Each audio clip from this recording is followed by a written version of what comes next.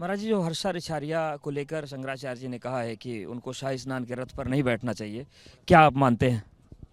देखो, सनातन धर्म की जो गौरवशाली परंपरा है उसमें शंकराचार्य जी का सर्वोच्च स्थान होता है, उस पद की गरिमा होती है और धर्म के विषय में टिप्पणी करना उनका राइट भी होता है।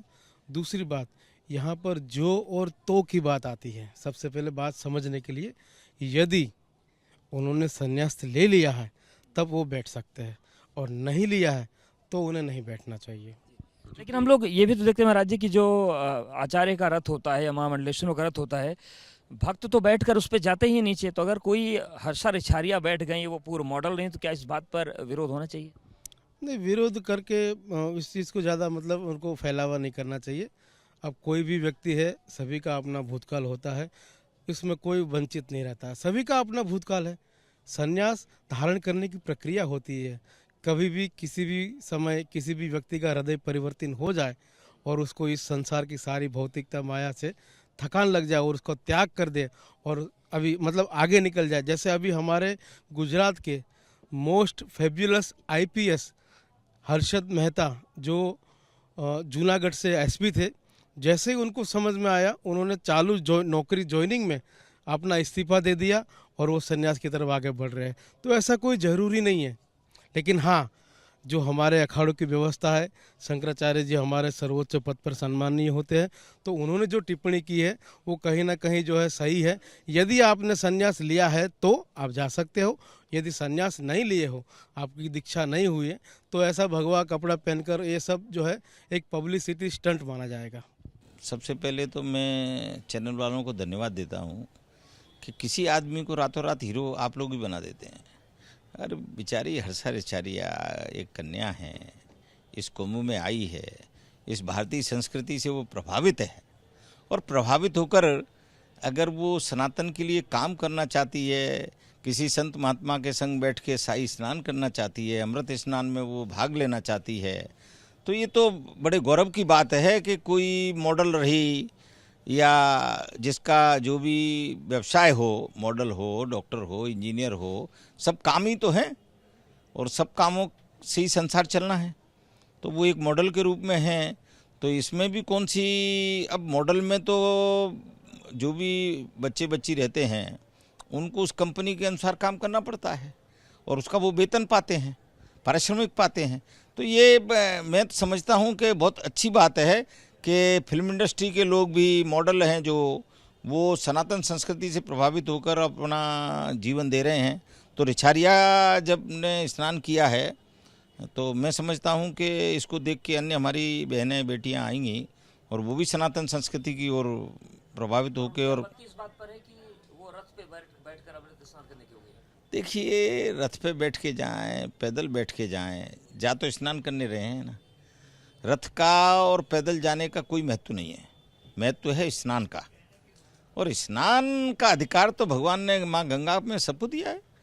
तो ये स्वागत योग्य कदम है जो कि एक मॉडल जो है और रथ पे बैठ के गई हैं। तो मैं तो कहता हूँ अन्य माँ बहनें बहुत प्रभावित हुई होंगी जो उनको जानती होंगी कि एक मॉडल और एक्ट्रेस जो है अगर स्नान करने जा रही हैं तो हमको भी जाना चाहिए। विरोध गलत है? देखिए, विरोध करने वालों के लिए तो मैं एक ही बात कहना चाहता हूँ कि अपनी मानसिकता का थोड़ा विस्तार करें। और सनातन की नीति जो है हमेशा विस्तारवादी की रही है। तो अगर जिसने विरोध किया है तो मैं समझता हूँ कि वो सनातन के विरुद्ध कार्य कर रहे हैं और विरोध में कार्य करना किसी भी पद पर बैठे हुए व्यक्ति को शोभा नहीं देता। तो मैं चाहता हूँ ऐसे व्यक्तियों को मैं उस पद के योग्य भी नहीं मानता। तो बहुत बहुत धन्यवाद, स्वागत योग्य कदम है आपका। आप अच्छा सनातन का प्रचार कर रहे हैं, एबीपी को मैं बहुत धन्यवाद देता हूँ। महाराज जी, हर्षा रिछारिया को लेकर मुक्तेश्वरानंद जी कहा है कि उनको रथ पर बिठाकर अमृत स्नान के लिए नहीं ले जाना चाहिए था, गलत परंपरा चल रही है। तो इस पर आप क्या कहेंगे? देखिए, उन्होंने मुझे पता नहीं, अभी मुक्तेश्वरानंद जी ने शंकराचार्य हैं वो इस समय वर्तमान में, तो उन्होंने ऐसा क्यों कहा है? यदि हम परंपरागत देखें तो जब सन्यासी लोग स्नान करने जाते हैं अमृत स्नान में, तो उनके साथ उनके भक्त तो जाते ही हैं। और सन्यासियों के साथ नहीं, भगवान के साथ भी भक्त जाते हैं, भगवान के साथ भी भक्त रहते हैं।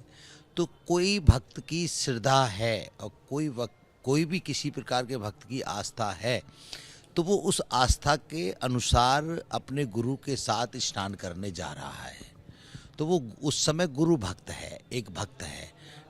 उसके अस्तित्व को छोड़ के उसके व्यक्तित्व की हम चर्चा करें कि उसने संपूर्ण भौतिकता को छोड़ करके और आध्यात्मिकता को अपनाया, आध्यात्मिकता की शक्तियों के साथ स्नान किया।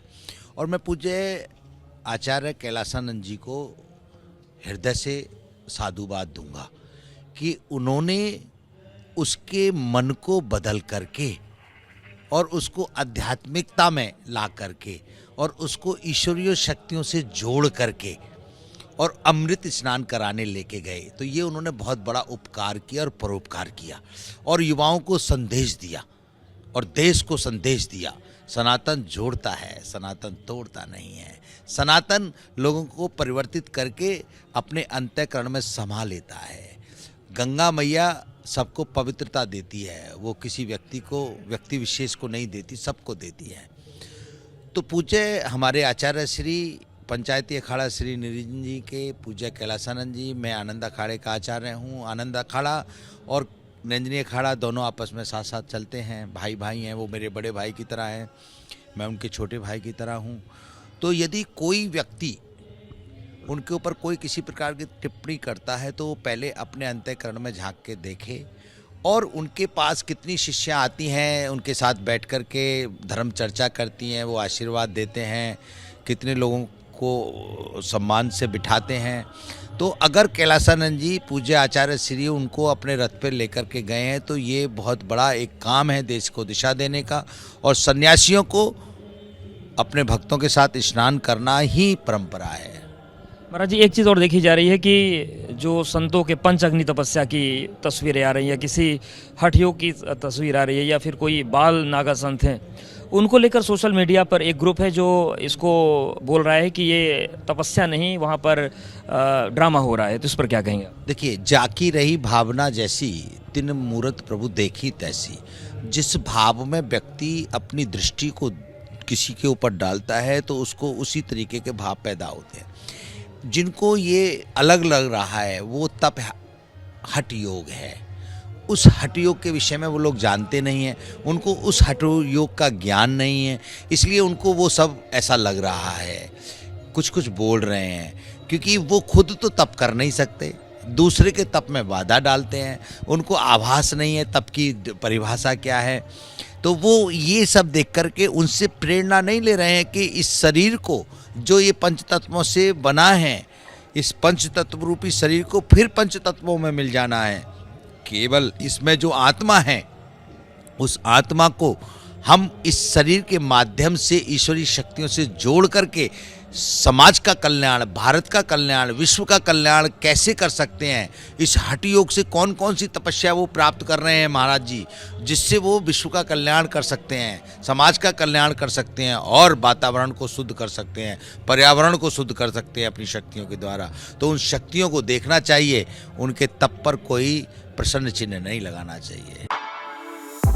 For exclusive and insightful videos, subscribe to our new channel ABP Live Premium.